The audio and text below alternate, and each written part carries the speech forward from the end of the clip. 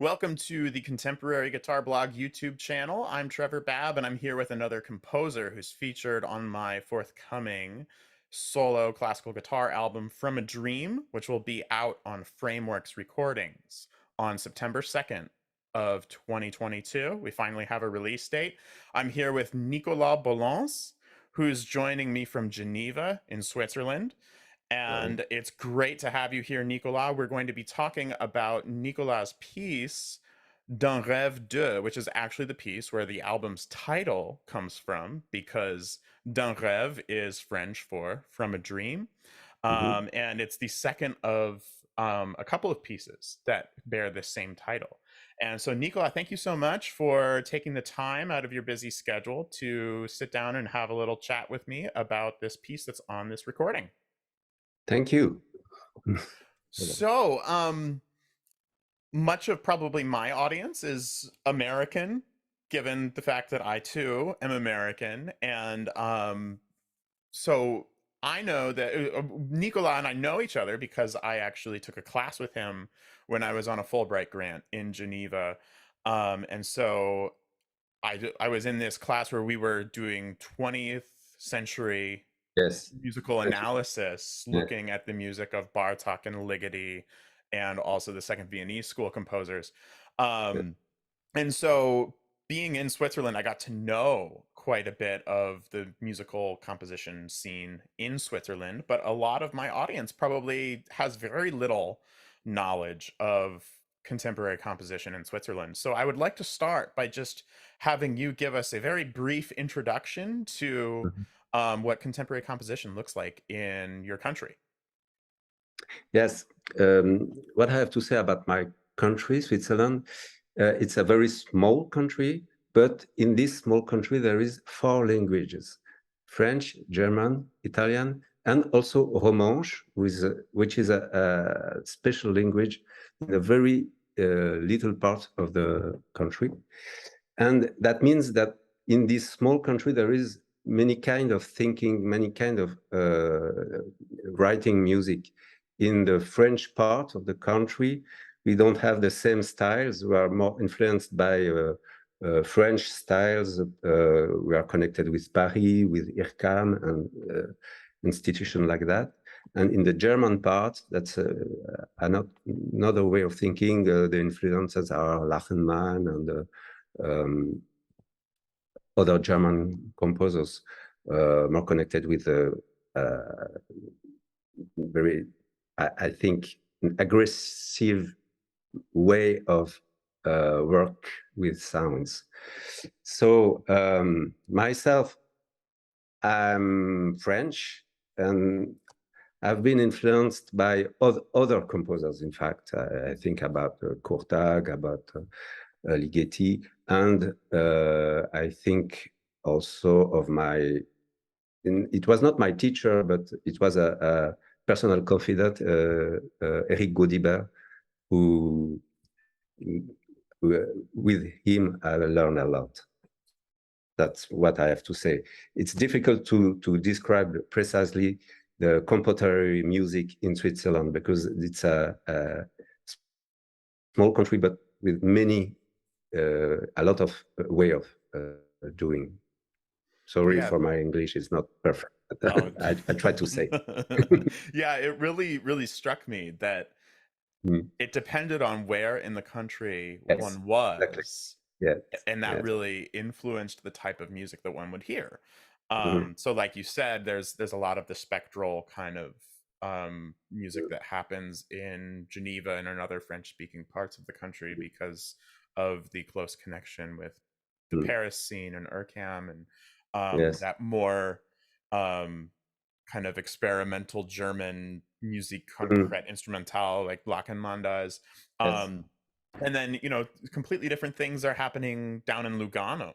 Mhm. I had a friend who was studying there, and we went to a couple concerts, and it was very interesting to see what was happening in Lugano. And so, and also, lest we forget, in Geneva, that's a city where one out of every two people potentially that you meet on the street could have a foreign passport. So there's a huge expat Mm. population in Geneva. And I also noticed while I was there that there were a ton of students and composers who had immigrated and made their life there from Colombia or mm, from Japan or from Spain or from mm, Brazil or wherever. So there were tons of different nationalities represented in that city. mm, And I think that the thing that was the best for my French when I lived there was actually being able to understand French in so many different accents Excellent. because there were Yes. so many people there from all over the world. Can you talk a little bit Mm, about that expat population in Geneva and if that influences the contemporary music scene at all? I know that I saw a ton of world and ethnic music concerts from non-Western traditions and other things like that when I lived there as well. Can you mm. talk a little bit about that too? Yes. In the composition class in Geneva, as you say, there's a lot of nationality represented. South America, that's right, but also Japan, China, Russian. There is Russian people and Korean people, and that there is not a lot of students, but every student has a particularity are very special, is very special, and that's interesting. And that means influences, many kind of influences uh, in the place, and the students influence them each other. Yeah. It's a very lively place to be Mhm. and Yes. um lots of very interesting people. Mm. Let's talk a little bit. So there was a previous piece that bore this is D'un Rêve II, deux Mhm. meaning two, for those of you non-francophone out there. Um, the original D'un Rêve was a solo violin piece. And so let's talk Mhm. just briefly about that piece and how it's related, if at all, to the guitar piece. I know I don't know it especially well.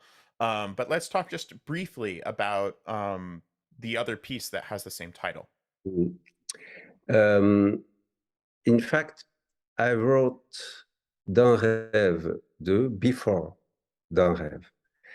D'un Rêve II was written in the last century, 1997,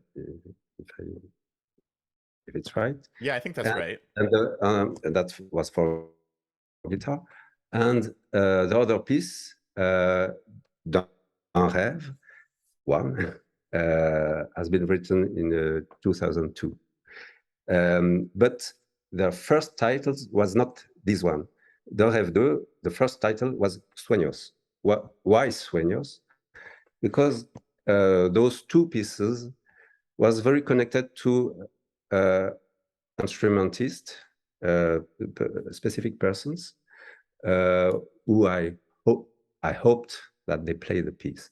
For the violin piece, it was good. That was a student in Geneva who played this piece um, at her exam.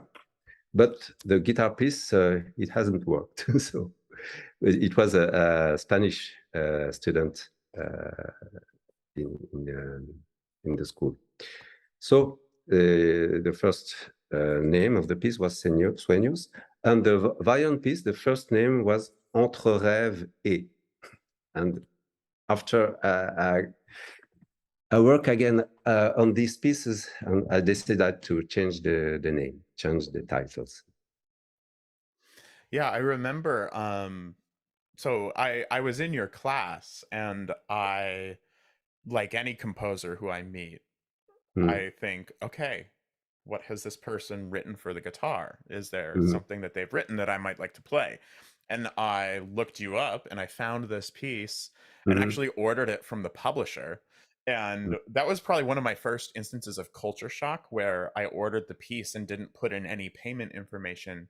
And they sent mm, me the piece with an invoice and said, send us, however many mm, francs through the post office. And we mm, would never do that in the US because nobody would ever pay it for anything.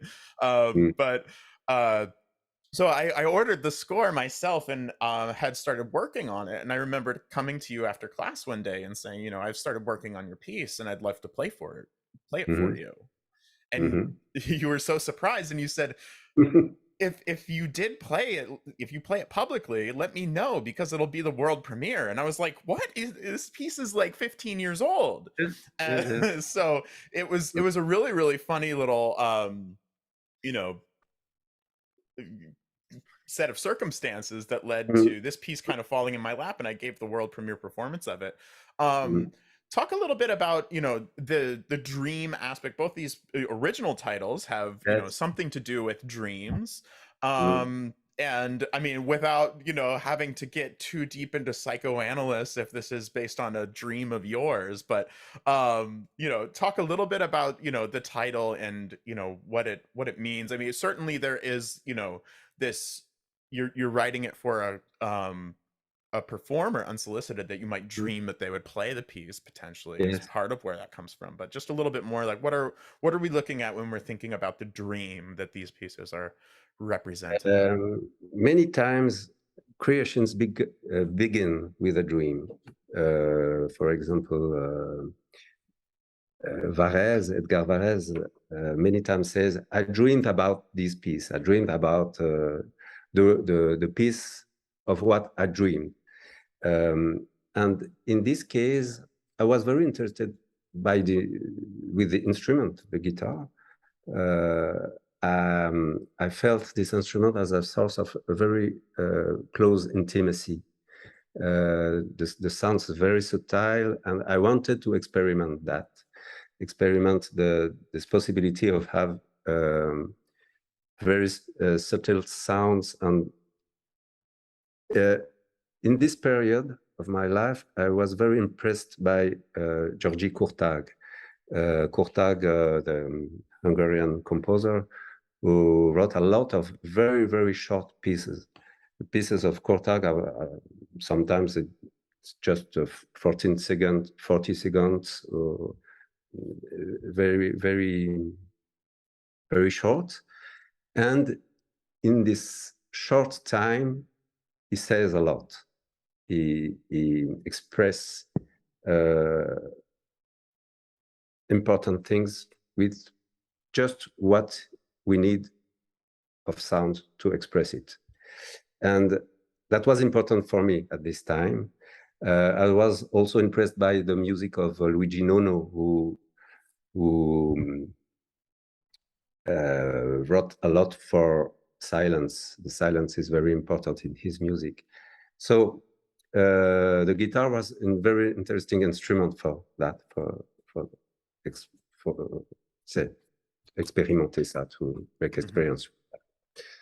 And um, in this piece, which is in fact a suite, very short pieces, um, I wanted that I wanted to create the possibility of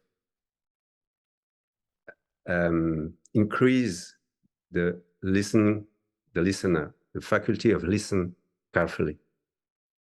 I don't know if I'm clear. Mm. Uh, if you play very tiny sounds, very pianissimo, something just difficult to hear, you're obliged to listen very carefully. Yeah. That's what interests me. Yeah, I love this piece, and I love that it's on this album because it pairs so nicely with Eugene Astapov's piece, a Canadian composer, Mhm, who similar kind of piece, mhm, short, sweet, you know, a suite of short movements. mhm, Um, and his piece is called Lenten Music, and it's actually this kind of piece that was something of a compositional fast for him mhm, because he tried to write something really virtuosic for the guitar and it turned out to be impossible, and so he ended up having to rework mhm, um some of his ideas and he wrote something much more intimate and mhm, restrained. I hope we'll get to talk to Eugene on this channel more deeply about this piece. um that piece also is a piece that in similar ways kind of deals with these very economical Mm, soft sounds that the mm, guitar is capable of producing that mm. really demands the listener to be hyper focused on what's going Yes, exactly. on. And so I think these two pieces pair together really, really nicely. And I Mhm. love that they're Ah, on this same recording because they work in very similar ways. They're very mm, similar pieces. mm, Um, and still sounding completely different from one another as, at the same mm, time. mm, Um, we've talked a little bit about the form of the piece. I remember when I did the world premiere, I actually listed the movements in the program, mhm, and a lot of mhm. people said I got completely lost. I didn't even know what movement we were in because everything flows together seamlessly. Mm. And some of your movements only last a few seconds. There's Yes. a little refrain in particular that comes back 3 times during the piece, that's very slightly altered, and in the score it's just a single line of music Mm, and maybe mm, you know mm. certainly less than like 15 notes total in that little refrain. Yeah. um is this a piece that you expect, listeners to be able to follow this? I mean, I elected to not even break it up into movements with different tracks on the recording because it seems like it just flows together as a whole, even though you have movements lifted in the score. So I'm just curious, kind of what is your preference for the way that people hear this? Do you want them to hear it as kind of this uninterrupted, um but kind of shifting scenes of different tableaus throughout, or Mm. would you prefer listeners to be aware of the different movements and the different titles or style indications in them? The one like Oh, flottant, is that important to you, or do you just want no. the whole thing to wash over the listener, without them really having a sense of where they are? I mean, this piece is, I say the French word ensuite. So every movement are very connected to to the others, and um, the way of playing them, you have to make a line. It's not, they have not to be separated. Uh, they are very connected. Mhm. And in fact, I'm not sure that it is movement. It's just Mm, one big piece with little fragments, and every fragment is an answer to the previous one. mhm, Uh, and the silences between these fragments are very important. mm, And every fragment is an expectation to the one which follows. mm, And you have to listen in this way, yeah, with an expectation to what is coming. yeah, Um, I think also about Japanese haikus, these mm, very short poems. It's just like respiration, inspiration, and ex, uh, expiration. yeah, Um, each piece is just like an haiku, and every haiku um, expect is an expectation for the next one. yeah. It's a really, Like really that. nice way to think about it. Mm, Um, so let's talk a little bit about the fact that there was this long interval of time between you completing the piece and you hearing someone play the piece. mm, Um, what were some things that was there anything, did the piece change in any way after it got into my hands? yes. Because there's always, one of my teachers would always say that music doesn't exist as notes on paper, Yes. as much as some of us might like to believe that. Mm, um Music really exists once it gets into the hands of the performer. And so um you have this score, and it sat in a drawer for mm, however many 15 years about. And Mhm. then I picked it up. Did there was there any sort of evolution of the piece in the rehearsal and workshopping process that occurred, or was this something that stayed pretty static? um It's it's difficult to answer because most of the time when you write a piece, the premiere is just after you have written it. And there is a continuity. You write, it's played, and then you write again, you correct some things, etc. In for this piece, it was very different because I wrote it. I wrote it many times ago. Um, just work on it again 10 years later, and then you find it. And mm, that's just something like a resurrection, something like mm, that. Uh, Unexpected resurrection. So it was a good surprise. And as if something was just half living is born again. mm, So that was emotional. So mm. I think something beautiful. But this piece is, for me, is an old piece. It's not Yeah. what I'm writing now. But I'm happy that now it's a living piece. So I'm gonna go off script, because you said it's an old piece for you, and it's not like what you're writing now. So what's changed with your music since this piece? How has your music Um, evolved since you wrote this?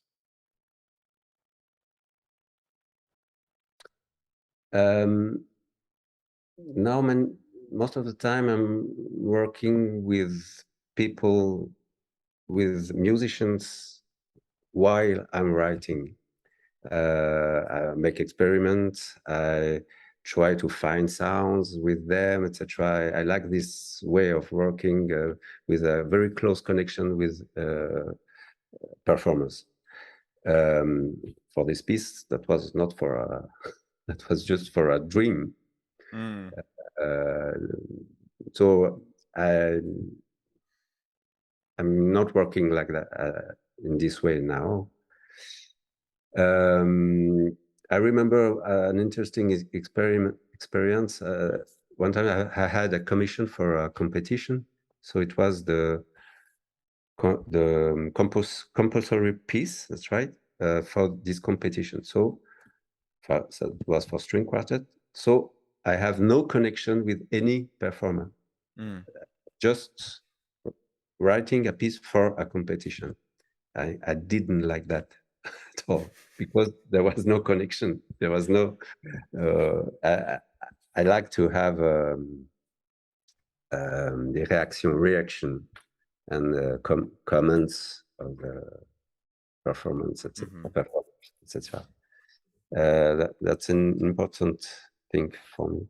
Yeah. I think Um, one thing that I've heard some talk about lately at conferences is this idea of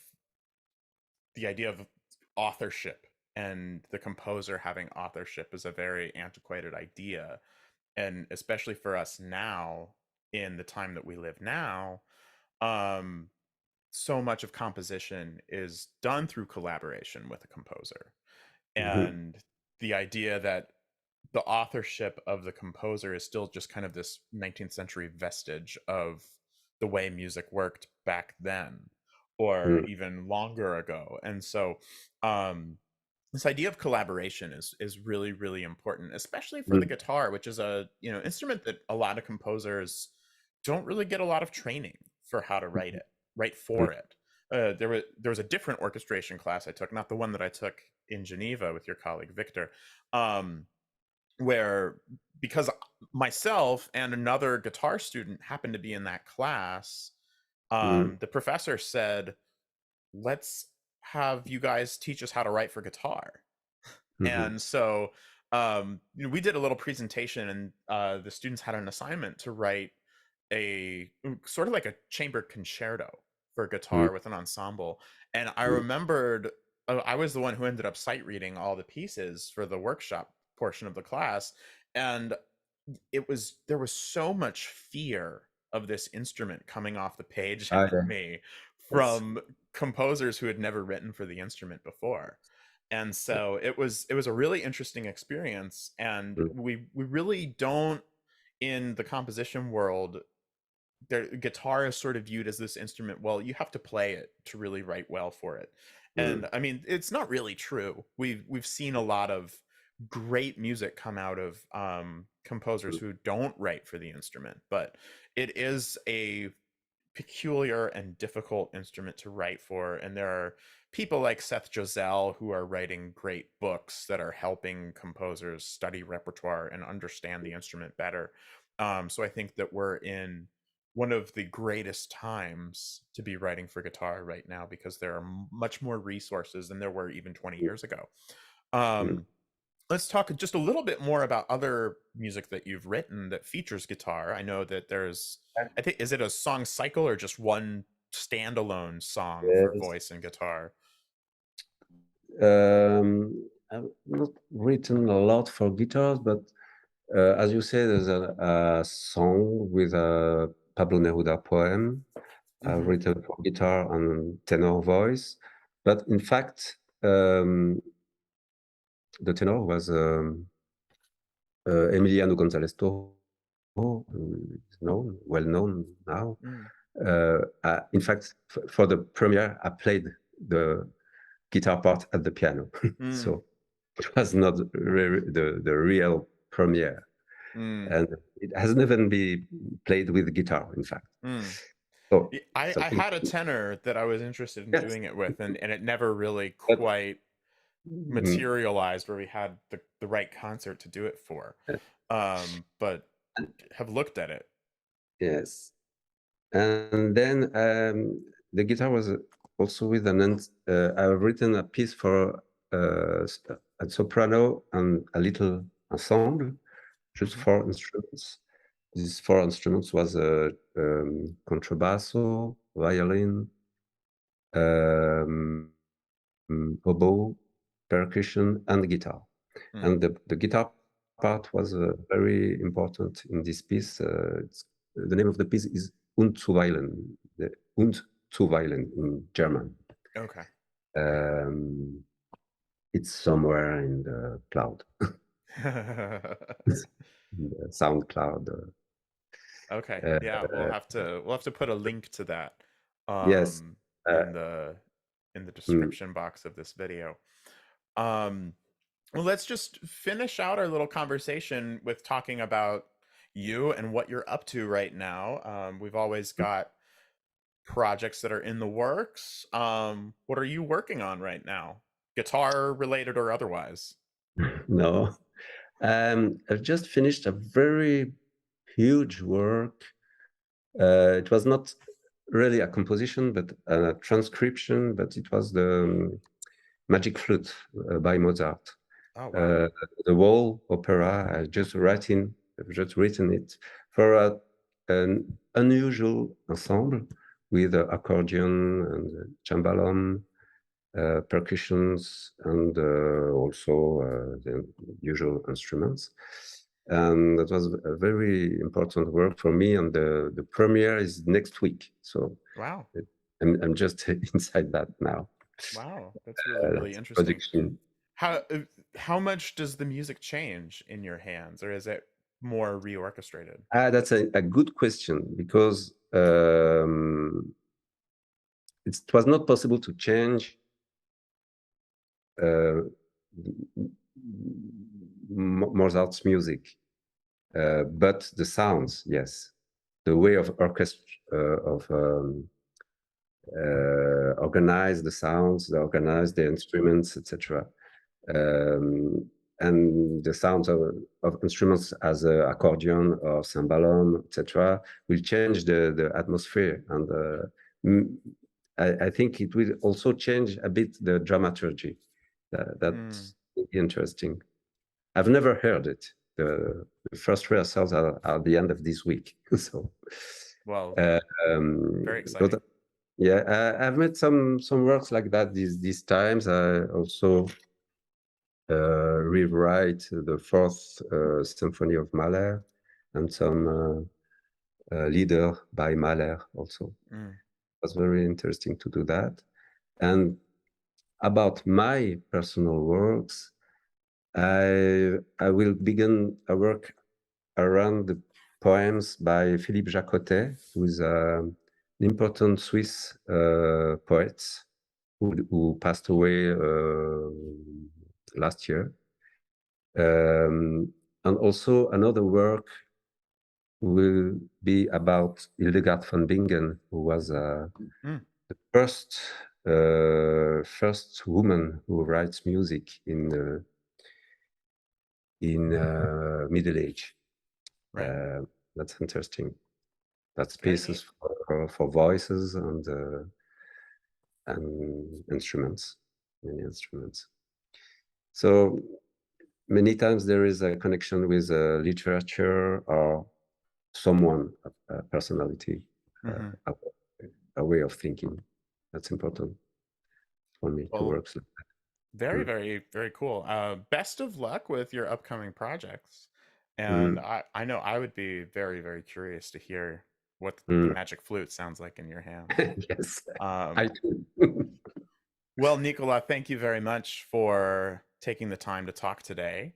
Pleasure. The album is called From a Dream. Nicolas' piece is Rêve II, and it will be out on Frameworks Recordings on September 2nd of Yes. 2022. Thanks again, Nicolas. Thank you, Trevor.